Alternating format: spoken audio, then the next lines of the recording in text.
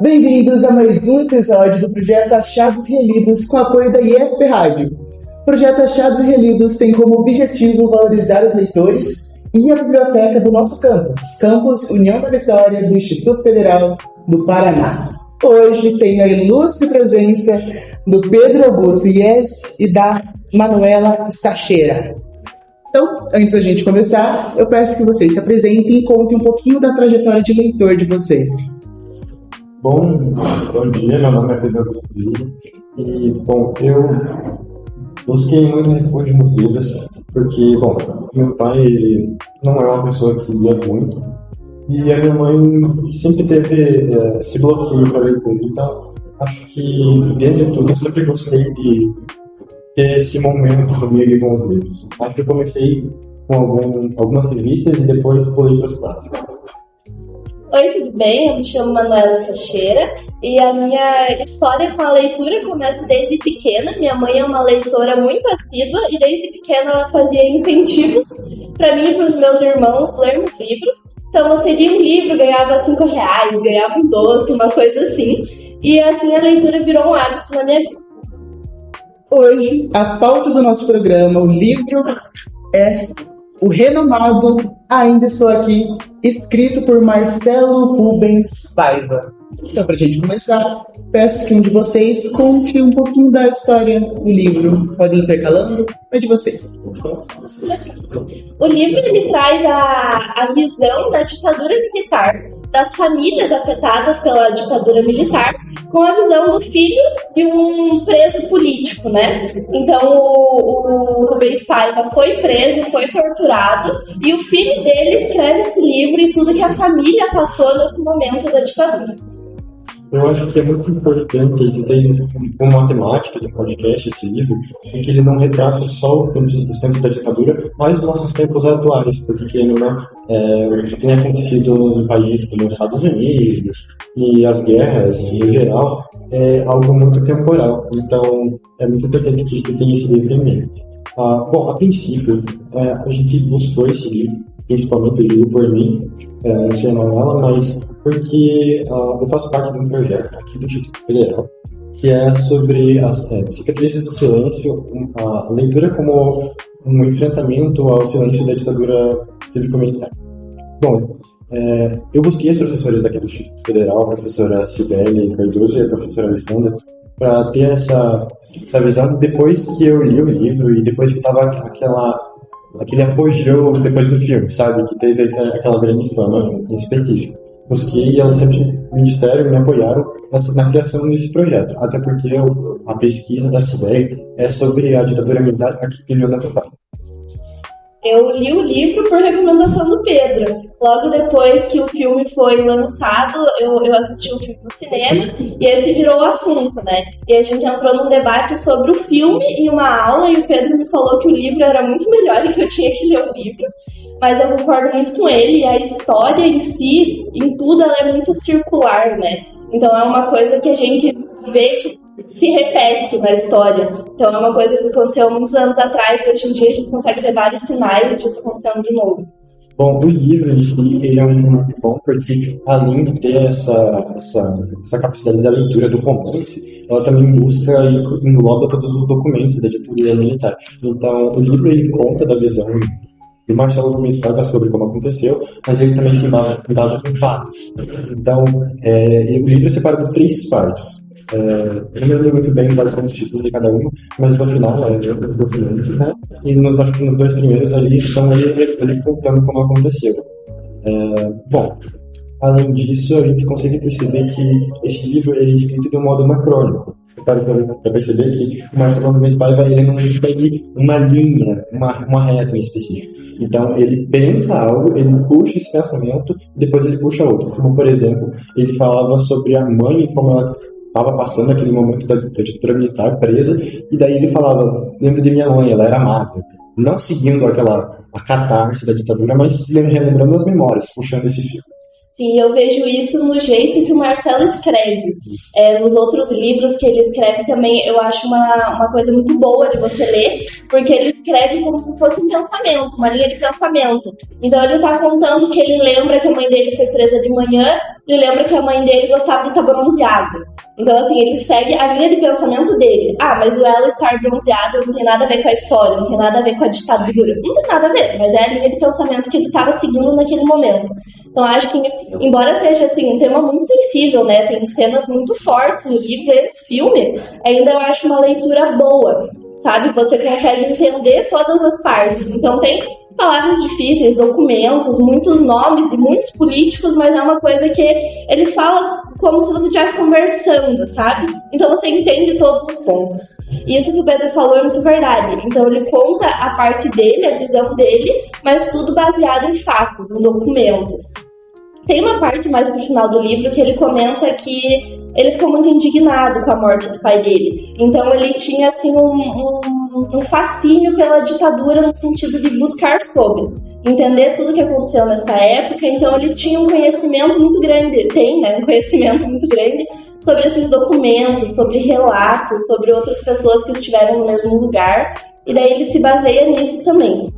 Bom, o livro ele é todo criado na volta da Comissão da Verdade.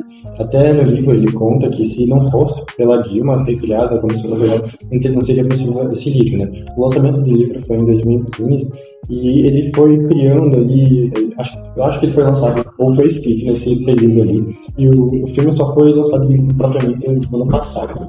Então, é um grande momento, é uma grande estafa da própria indústria cinematográfica para recriar esse sentido e chegar onde chegou, né? Porque querendo ou não, é um filme também brasileiro, falando em português. Então, ver o rumo que esse livro tomou, as proporções, tanto que hoje o livro ele tem cópias em francês, em espanhol, em português de Portugal, em espanhol. Então, é muito abrangente como se tornou e como se deve ter se tornado, né?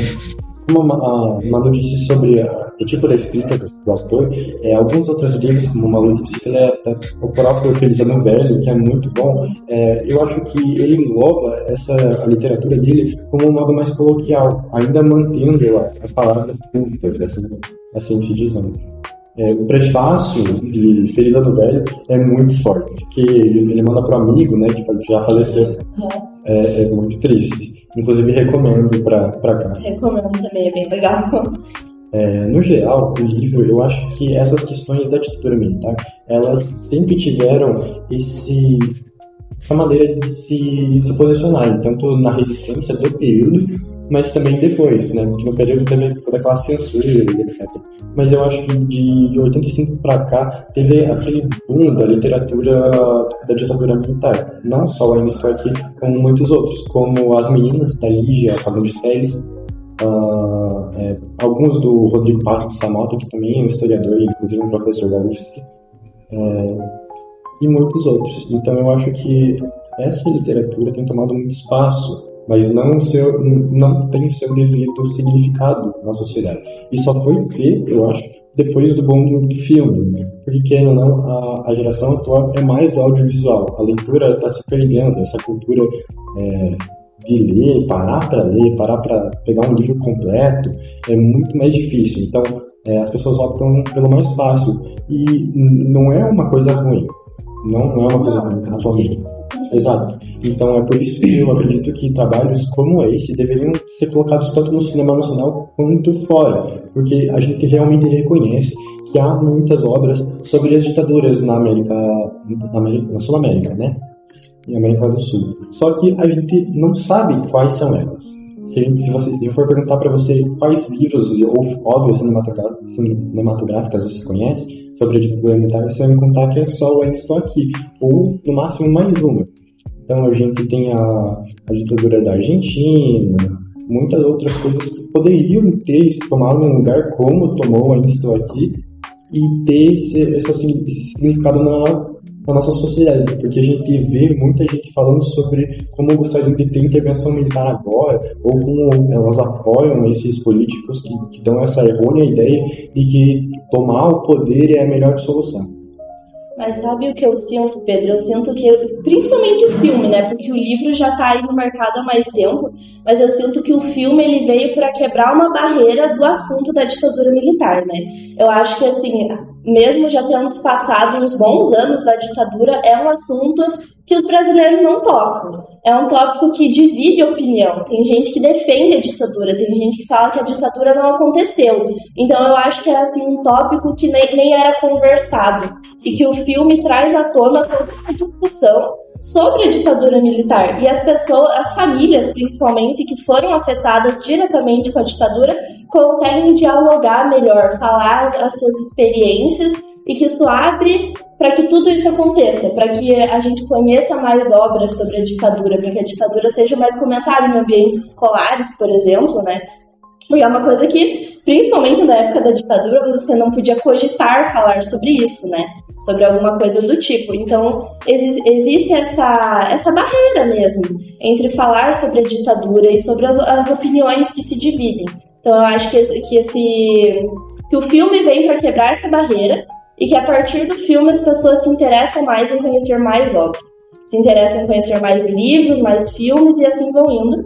E aí eu concordo que atualmente as coisas funcionam muito mais no audiovisual. Então as pessoas conhecem mais filmes sobre a ditadura, o que também é muito legal. Isso, o que a Manuela falou é uma total verdade.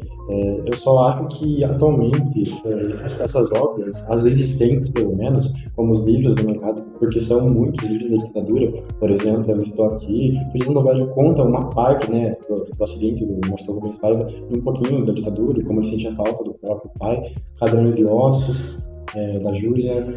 Enfim, tem muitas obras que estão há muito tempo no mercado, mas não tem o seu espaço, sabe, Sim, conquistado. sim. Então, essa parte do audiovisual deveria muito ser valorizada. A própria cinema nacional, né? Porque, querendo ou não, se você parar para qualquer pessoa na rua perguntar se o audiovisual, ela gosta do audiovisual brasileiro, nacional, ela vai falar que não, muitas das vezes, né? Sim. Não generalizando, sabe? Mas é sobre isso, sobre conquistar espaço. Porque, querendo ou não, com esse filme, como você falou, quebrou esse estigma que tinha sobre filmes brasileiros não chegariam ao Oscar, ou não poderiam chegar ao Oscar porque estão falando do português, ou até porque essa temática não significa nada para os Estados Unidos. E é muito pelo contrário. Atualmente, o Oscar, principalmente, tem notado filmes bons, e não só filmes americanos, como eram antigamente, Sim. né? Embora eu ainda ache que eles vão tender no lado dos americanos, é uma coisa que vem mudado, né? Então, ter um filme brasileiro no Oscar é uma coisa gigantesca, é uma coisa que traz uma visibilidade para o assunto e também traz a oportunidade da valorização do cinema nacional e da ditadura em si, né? O Pedro comentou das outras ditaduras que aconteceram aqui na América do Sul, e existem tantas que a gente conhece tão pouco, né? E é um assunto que deixa tantas marcas na sociedade atual para ser tão pouco comentado. Pois é, essa questão das ditaduras é algo muito complexo.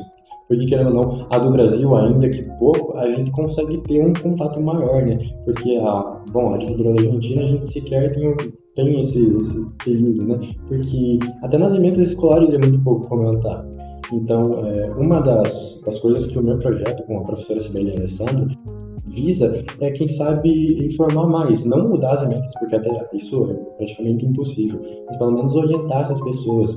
Então, essas pessoas, formação à docência, porque, querendo ou não, os professores eles vão passar isso para outras pessoas, né? Então, a capacitação, a pré-capacitação para fazer lecionar, principalmente, né, é muito importante, porque são assuntos que atualmente estão em pauta, não são mais tabus como como a Marta falou. Então eu acho que é muito importante. Se torna um tópico de discussão, né, e não de um silêncio.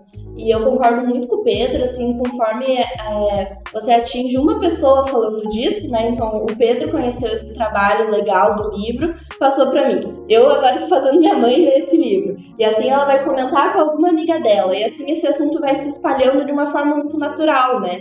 Porque quando você conversa de um livro assim, numa conversa, as pessoas absorvem o que você fala.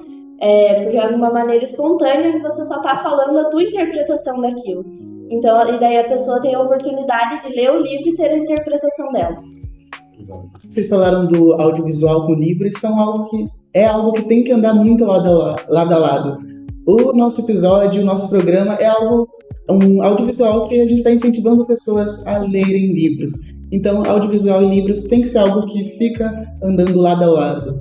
Vocês contaram que Ainda Estou Aqui é um livro atemporal, que é muito conversado hoje em dia, a história desse livro conversa muito que a gente vive hoje em dia, tem que ser conversado. Você falou que foi incentivada pelo Pedro a ler, mas o que prendeu vocês? O que fez vocês continuarem além desse livro, quererem ver até o final e hoje estarem aqui discutindo sobre o livro? Algum ponto marcante que ficou na cabeça de vocês?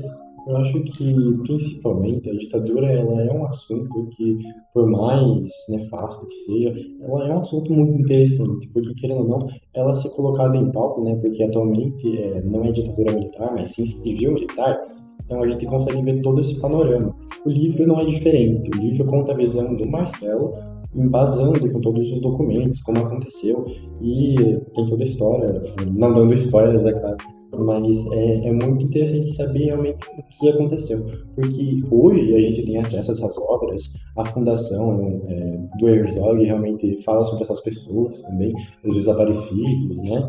Porque há muitos corpos hoje em dia que foram encontrados e que foram notados pelas suas famílias, mas há muitos que sequer voltaram para casa. Então é muito bom ter essa visão, essa ótica de como aconteceu. E é aquela coisa, né? Quando a gente lê isso, a gente tá fadado a não repetir. Porque se a gente não insistir nesse assunto, deixar como se fosse um tabu, a gente tá fadado a repetir. O que eu acho que mais me prendeu no livro é que eu assisti o filme antes. E eu geralmente faço a ordem contrária, leio o livro antes. Então eu lia as cenas do livro e conseguia reconhecer elas no filme. E eu achei isso muito legal, assim, acho que o filme é bem fiel ao livro. Mas é claro que o livro é mais detalhado. Então eu achei muito legal a parte que ele fala da AI-5, né, que é implementada no Brasil, onde a ditadura civil-militar fica muito mais severa, né, as torturas ficam ainda piores e tudo mais. Ele descreve isso de uma maneira muito marcante. Então eu achei bem interessante. E eu também acho legal, eu não sei se você também é assim, mas quando eu leio um livro eu gosto de me colocar na perspectiva do personagem. Então, o Marcelo, ele fala a visão dele como filho. Então, eu gosto, assim, de me colocar no lugar e pensar, nossa, como deve ter sido difícil ver a tua família que era tão estável. Eles eram uma família muito boa, né? E do nada as coisas mudam, entram uns caras na sua casa e tudo muda. Tudo muda. Você nunca mais vê teu pai, tua mãe vira uma pessoa completamente diferente e você tá perdido. E ele é o caçula, se não me engano, né? Isso. Então, assim, ninguém fala as coisas pra ele tá perdido no meio dessa situação. Então, eu me imagino no lugar e penso como isso deve ter... Como isso com certeza moldou ele como pessoa, né? E moldou como ele levou o restante da vida dele. Isso. O livro, como a Manu falou, ele é escrito quase como um diário. Então, é escrito como ele lembra das coisas. E uma das coisas realmente que me marcou foi que as pessoas não contavam nada para ele e quando os guardas entraram na casa da Eunice Paiva e ficaram lá a noite inteira, ele saiu da casa para buscar uma bola e quando ele voltou, o guarda pegou no braço dele e ele discutiu com o guarda, tipo, é a minha casa, o que você tá fazendo aqui? Porque ele não sabia de nada, para ele era muito novo. E como isso afetou, como moldou ele, né? Então, é muito interessante a gente ter essa óptica, né? Porque depois de muito tempo ele entende que o Marcelo, o Rubens Paiva, ele teve aquele momento de silêncio, né? Que o pessoal, os militares disseram que ele tinham sequestrado ele, depois não admitiram, depois ele tinha fugido. Mas também, no fim, o Marcelo conta com os documentos que ele achou que ele morreu no segundo dia que ele foi preso. Sim, e daí eles ficavam iludindo a família, sabe? Então, assim, a Eunice, ela ia atrás de saber aonde o marido dela estava, e eles falavam que tinha fugido, que ele tinha sido sequestrado, que várias coisas, sendo que, na verdade, ele morreu já no segundo dia. Então, assim, eles prolongam esse sofrimento, né? Tem até, agora eu não me lembro se é uma parte do livro ou do filme, ou dos dois, que é uma conversa entre os irmãos, e daí eles perguntam quando você se tocou que o pai tinha morrido. Porque não teve o dia da morte. Quando você se tocou. E daí o Marcelo fala que ele demorou, acho que 2 anos pra se tocar. Sim. Alguma coisa assim. Então eles já estavam vivendo uma nova vida. E ele vivia essa nova vida com a esperança que o pai dele ia aparecer. E só depois de 2 anos que ele desiste, sabe? Perde essa esperança e fala, não, então meu pai morreu mesmo. Sim, é muito triste porque prolongar o sofrimento é pior do que você contar. Porque, querendo ou não, você tem aquela dúvida, será que aquela pessoa vai voltar? Como a Eunice sempre teve no filme e no próprio livro, né? Então, no filme em específico, a gente vê pela visão da Eunice, como ela via as coisas, né? Então, o Machado dirigiu, claro, o filme, mas no livro a gente vê como o Marcelo se tocava das coisas. Então, como a gente falou sobre o estilo da escrita dele, como é quase um diário, a gente puxa esse fio do pensamento, é muito interessante, porque além dele falar da visão dele, como ele lembra das coisas, ele comenta que as memórias elas podem ser nulas, porque aconteceu há tanto tempo atrás que ele não tem certeza se aconteceu mesmo.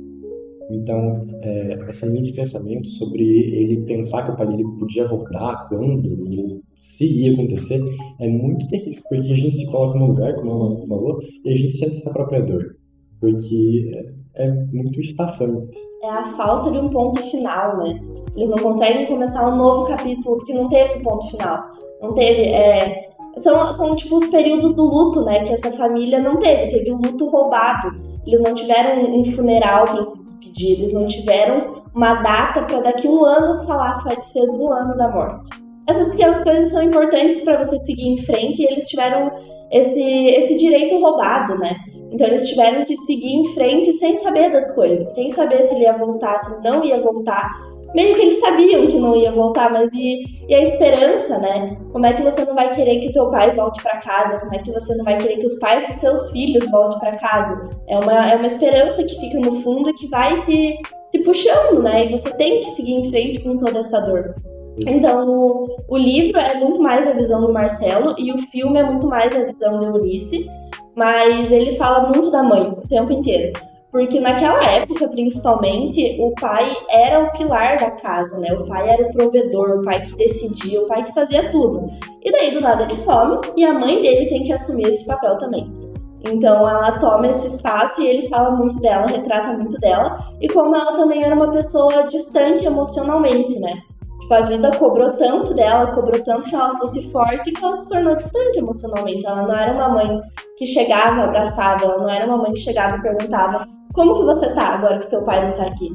Ela se tornou uma pessoa fria. E ela sempre deixou isso muito claro sobre essa questão do Marcelo Rubens Paiva. Ela nunca quis que eles falassem sobre. Então ela nunca falou assim, gente, o pai de vocês não vai voltar, ou sequer a gente não sabe o que vai acontecer. Ela só se manteve em silêncio. Então, além disso, tem uma citação do livro, muito tempo depois desse sequestro do pai, que é quando ela já tá mais velha, ela tá com Alzheimer. Tem uma citação que o Marcelo fala que eu me tornei mãe da minha mãe, porque ela já estava naquele estágio do Alzheimer, onde ela não se lembrava das coisas, ou se lembrava, era uma coisa e ficava se repetindo e etc. E ele já na cadeira de rodas, porque ele já tinha sofrido o acidente, ele tinha que se colocar naquela situação de cuidar da própria mãe dele.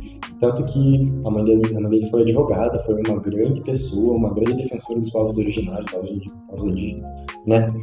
Então, quando ela percebe que ela não está bem o suficiente para entender, para lembrar das coisas, nem sequer qual era o presidente, eles vão interditar e fazer uma procuração para que o Marcelo se torne realmente o procurador dela. É muito triste porque ele tem um apreço enorme pela mãe dele. Por mais que ela não tenha dado o afeto necessário para que ele pudesse se desenvolver como pessoa, mas ele se tornou aquela pessoa altiva, que realmente dependia muito da mãe para tudo. Então, depois do acidente, ele conta no próprio segundo livro, né, o Feliz Ano Velho, que a mãe dele sempre ia visitar ele e ia contar histórias para ele. Inclusive, uma das histórias era sobre um livro da ditadura, que é o Que é Isso, Companheiro. Então, é muito bonito ver como ele descreve toda essa situação da mãe, e depois ele corta, como o jeito dele de escrever é uma linha de pensamento. Quando você está pensando que está bonito, quando está se reunido com a mãe, ele puxa para uma memória triste. Sim. Então é um misto. Exatamente. Então ele fala assim, como a mãe dele se sacrificava pela família, como a mãe dele deu conta de tudo. Ele lembra, mas teve o dia que tal coisa aconteceu e ela nem me abraçou. Então é essa linha de pensamento dele. Se eu não me engano, o último capítulo, o penúltimo capítulo do livro é só sobre a mãe dele e o desenvolvimento dela com o Alzheimer e as coisas que ela se esquece, e chega um ponto que ela esquece de tudo, né? E aí ele conta que ela tá sentada no sofá e tá passando um programa na TV e fala algo da ditadura. Aparece uma foto do marido dela e ela, como se desse um estalo, ela lembra. Ela lembra que aquele é o marido dela, ela lembra das coisas que aconteceram. É uma cena bem marcante, inclusive. Inclusive tem no filme, né? Essa lucidez, né? Então ele é muito forte. Eu acho que o livro por si próprio, se a gente pegasse ali e retirasse o nome do Marcelo Rubens Paiva, ia ser um livro completamente dedicado à mãe e ao pai. Porque ele passa a maior parte do tempo falando dessas duas pessoas, né? Esses grandes pilares para a vida dele. O Marcelo Rubens Paiva tem livros memoráveis, Maluco de Bicicleta, Blackout, mas eu acho que esse tem muito dele. Então, ele disse que passou muito tempo querendo escrever esse livro, depois propriamente publicou, mas que inicialmente ele não publicaria esse livro. Ele só publicou porque ele estava vendo a barbárie tomando poder, nas palavras dele. Isso da Eunice Paiva perdendo a memória conversa muito sobre o que o livro é. Um livro de memórias, sobre a perda de memórias, mas a criação. Um livro que fala muito sobre memórias. Um livro emocionante e uma grande recomendação para os nossos ouvintes, para você que está vendo agora. Eu agradeço muito pela presença de vocês e a porta sempre aberta para caso vocês queiram recomendar mais um livro, estejam aqui. Porta sempre aberta para que, se quiserem voltar. Agradeço muito pela presença de vocês. A gente que agradece o convite. Com certeza, foi muito bom. Obrigadão.